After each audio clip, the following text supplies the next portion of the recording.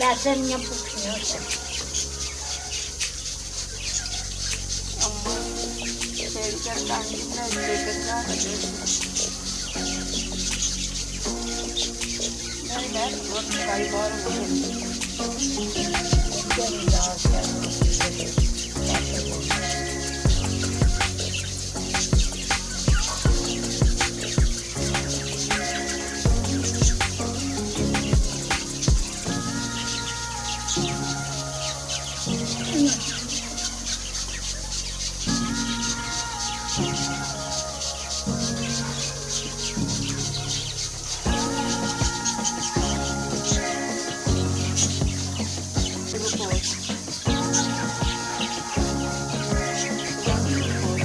Hoşçakalın.